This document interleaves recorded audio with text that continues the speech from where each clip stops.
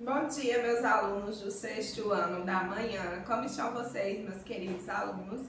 E boa noite, ou bom dia também, né, gente, aos meus alunos do sexto e sétimo ano do EJA. Bom, minha gente, é o seguinte, a gente vai começar um novo conteúdo, isso mesmo. A gente saiu da pré-história brasileira, dos primeiros habitantes aqui do Brasil, há não sei quantos milhões de anos, falando sobre os animais pré-históricos, como o bicho preguiça, o tigre de dente de sabre, o mastodonte, entre outros. Falamos sobre os primeiros grupos que habitaram aqui no nosso Brasilzão, como por exemplo o povo de Lagoa Santa, que foi em Minas Gerais, os umbus, que foram já em outra região do nosso país, e os sambaquis. Então, minha gente, agora a gente vai começar a introduzir um novo conteúdo, cujo título do nosso novo conteúdo é justamente sobre os indígenas, isso mesmo, as diferenças e as semelhanças que eles trazem. Bom, minha gente, os índios, eles usam vários adereços no corpo dele. A gente sabe que eles gostam muito de se pintar, né? Usa cocares, aqueles negócios na cabeça, braceletes, pinturas de um jeito, pinturas de outro. Então, assim, minha gente, não pensem que é tudo igual. Cada tribo se pinta de um jeito diferente, usa cocares diferentes, usam braceletes diferentes. Tem coisas diferentes, cada um tem sua característica própria. Então é exatamente neste capítulo sobre os indígenas que vamos aprender as suas diferenças e as suas semelhanças, certo, minha gente? Então vamos lá. Bom, minha gente, estima-se que no ano de 1492 a América era habitada por 57,3 milhões de indígenas, mesmo nessa época em que Cristóvão Colombo chegou lá por volta da América e descobriu, quando eu falo da América de Cristóvão Colombo, é a chamada América Espanhola, né, que compreende aquela região ali da América Central e tal. Então, assim, os indígenas, por volta desse período de 1492 antes de 1500, quando Pedro Álvares Cabral chegou aqui na região do Brasil, existia cerca de 7,3 milhões de índios no nosso Brasil, ou na nossa América, no nosso continente americano, envolvendo a América do Norte, América Central, América do Sul, enfim. Mas hoje foi bem reduzido e nós sabemos por quê. Porque quando essas pessoas da Europa vieram ocupar o continente americano, teve bastante resistência dos índios. Muitos morreram, muitos foram escravizados, enfim. Ocorreu um verdadeiro genocídio, uma morte em massa dos índios, né? Infelizmente, né, gente? E sabemos também que esse termo índio é um termo pejorativo, é um erro histórico, digamos assim, porque Cristóvão Colombo, quando chegou lá na sua América Espanhola, que chamam, América Espanhola, dá-se esse nome América Espanhola, mas é aquela região que compreende a América Central e tal, ele achava que tinha chegado nas Índias. Por achar que tinha chegado nas Índias, colocou o nome dos habitantes de lá de índios. Mas na verdade não pode ser chamado de índios, eles eram os nativos, os verdadeiros donos da terra, eram aqueles lá que habitavam lá, já tinham sua vida feita lá, sua sociedade, seus costumes, suas leis, suas regras. E tudo isso foi quebrado para a ocupação europeia, muitos morreram, muitos foram escravizados, infelizmente. Então assim, existem aqui, digamos, por nossas redondezas de território, os índios tupiniquins, os caetés e os caiapós, certo? Mas existem outros tipos de famílias indígenas que a gente vai abordar aqui nesse conteúdo. Bom, minha gente, quando o primeiro navio português chegou às terras brasileiras, os indígenas eram muitos, as aldeias eram grandes e comportavam uma grande quantidade de índios, certo, minha gente? Mas como teve bastante resistência indígena, muitos índios morreram. Vale salientar que teve também a miscigenação, que foi a origem de pessoas decorrente de relacionamentos de portugueses, de europeus com as índias, e assim o nosso Brasil é um Brasil de miscigenação de várias raças, nós não temos uma raça pura. Enfim, quando o Brasil foi descoberto pelos portugueses por volta de 1500, aqui havia uma grande quantidade de índios, certo, minha gente? Mas infelizmente, decorrente de guerras, por posse de território, muitos morreram. Foi um verdadeiro genocídio, assim como aconteceu em todo o continente americano. Então vamos lá, vamos conhecer os povos indígenas. Cada povo possui sua cultura própria. Cada tribo tem a sua cultura própria, suas leis, suas regras, seus modos, suas danças, sua cultura. Não pense que todos eles são iguais. Não é porque é índio que tudo é igual, não. Eles se pintam de maneira diferente, eles colocam cocares diferentes, cada um tem seu estilo, brasileiros diferentes e muitas outras coisas.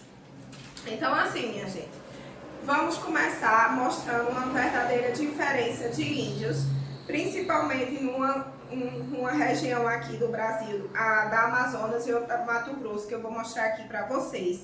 Temos as diferenças em termos de fisionomia, certo? E também na questão de como eles usam seus adereços. Então eu vou virar aqui este livro, vou direcionar para a câmera e mostrar a diferença desses dois índios aqui, para que vocês possam visualizar o quanto é diferente. Olha só, minha gente.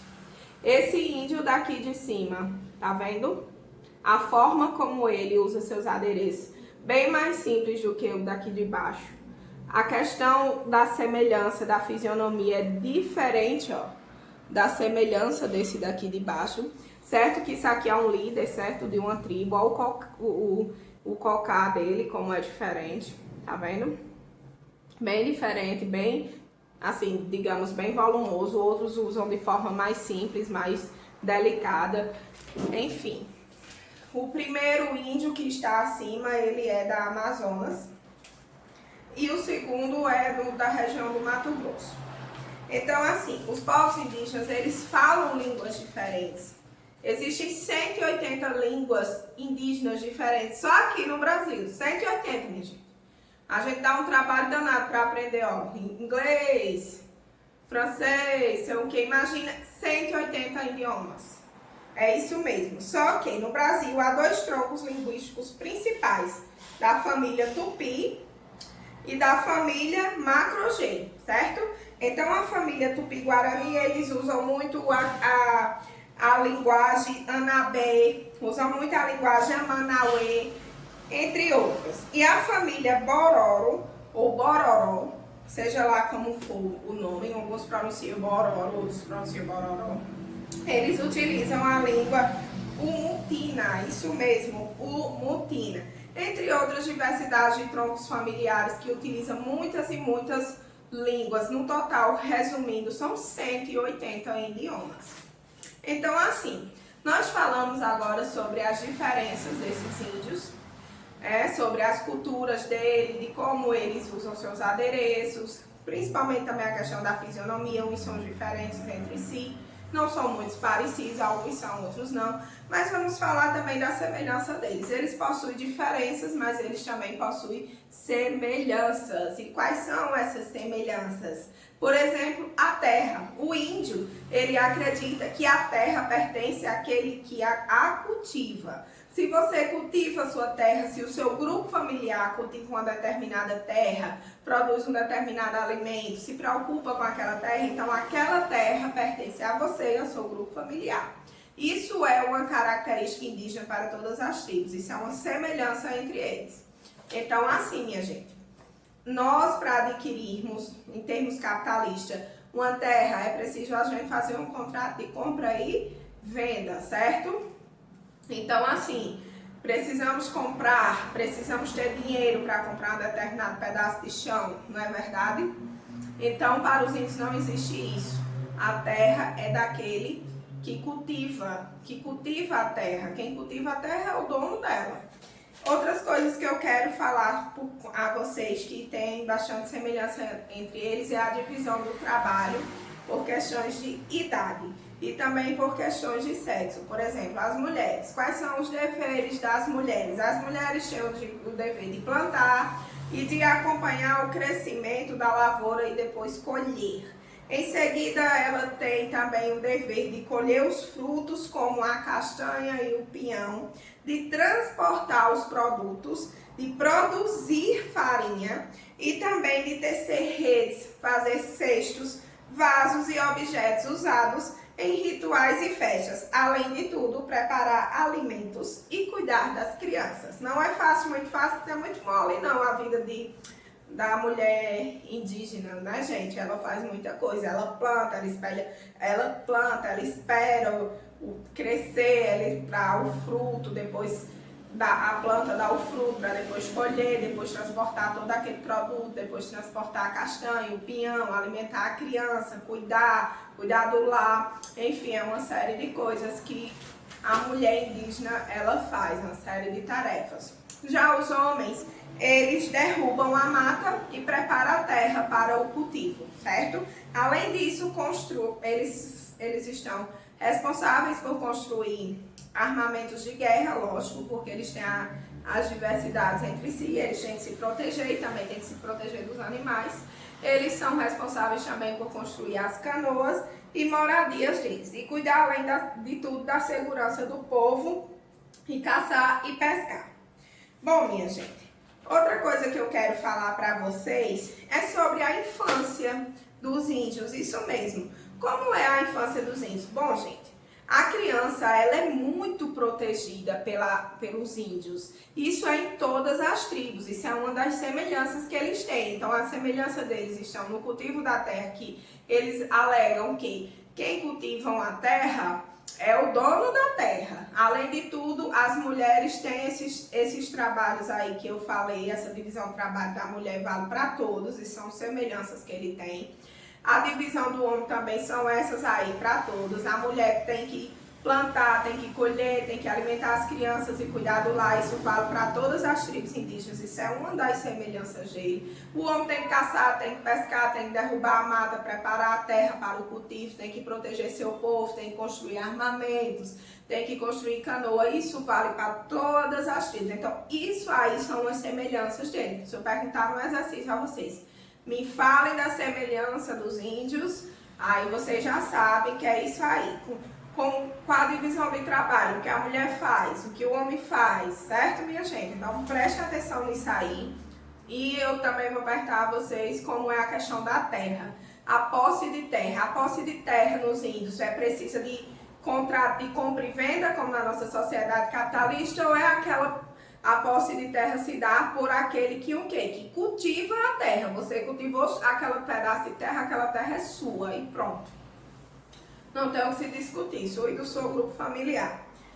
Então, assim, a questão da infância dos índios, eles são muito protegidos pela mãe, não só pela mãe, mas pelos avós, por toda a parentela dele, pelas irmãs, e por onde a mãe vai, eles levam sempre os seus filhos. Sempre, sempre. Há uma certa, digamos assim, eles são meio que inseparáveis. Quando a criança completa em torno de 5 anos, a mãe começa a deixar a criança a brincar com outras crianças, mas da mesma idade, sempre próximo ao olhar da mãe e dos avós. Ou seja, eles têm um cuidado excessivo com as crianças. Se brincar, tem um cuidado excessivo, mais do que nós mesmos aqui dessa sociedade, digamos, capitalista.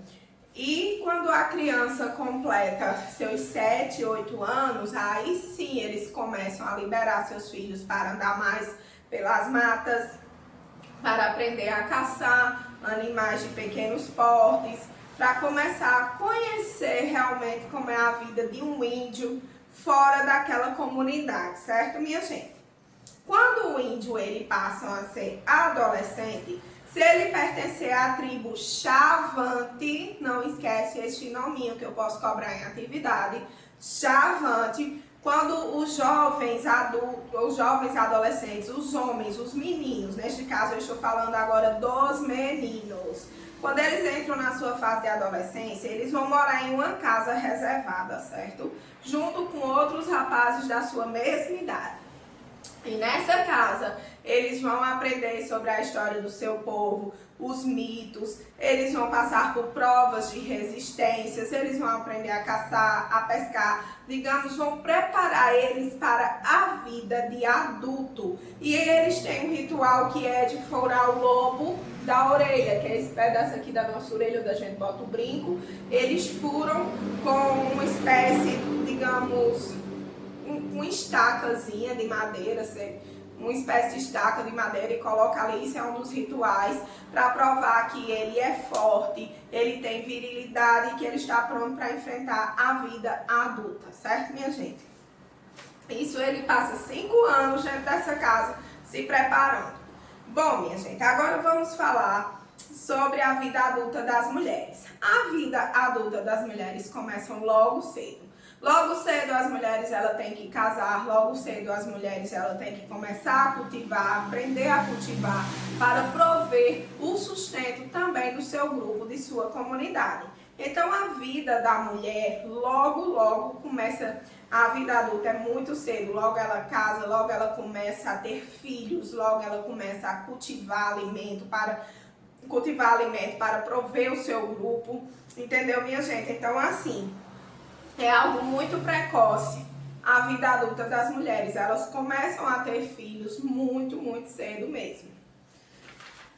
Enfim, eu falei agora para vocês da infância dos índios, da adolescência e da vida adulta. Lembrando que esse isolamento na adolescência, que os jovens adultos, os meninos, passam nessa casa isolada durante 5 anos, aprendendo a caçar, a pescar, aprendendo sobre a história do seu povo, tendo prova de resistências, isso é tipo da tribo Xavante. As outras tribos não costumam fazer isso, certo, minha gente? O sistema de outras tribos já é outro.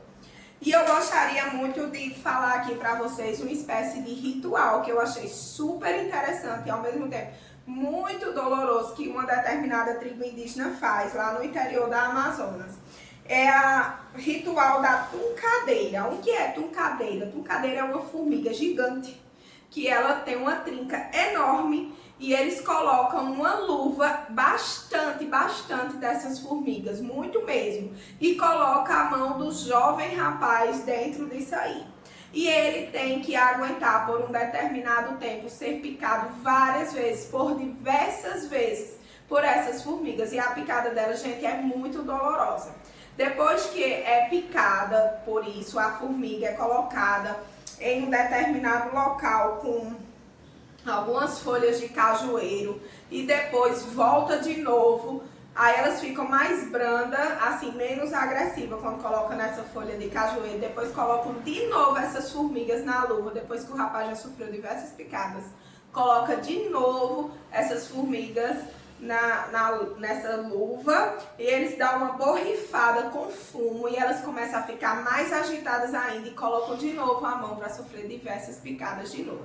Segundo eles, é para mostrar o quanto o homem é forte, o quanto o homem resiste à dor e ao mesmo tempo o quanto o homem é corajoso. E também eles acham que é uma espécie de imunidade, porque é como uma vacina para eles a picada dessas formigas contra algum tipo de doença. Então, minha gente, espero que vocês tenham gostado da aula de hoje, que foi sobre a diferença dos índios e suas semelhanças. Assistam a aula, sigam o canal, assistam a aula, façam as atividades, certo, minha gente? Qualquer dúvida é só entrar em contato comigo e tenham uma boa semana abençoada por Deus.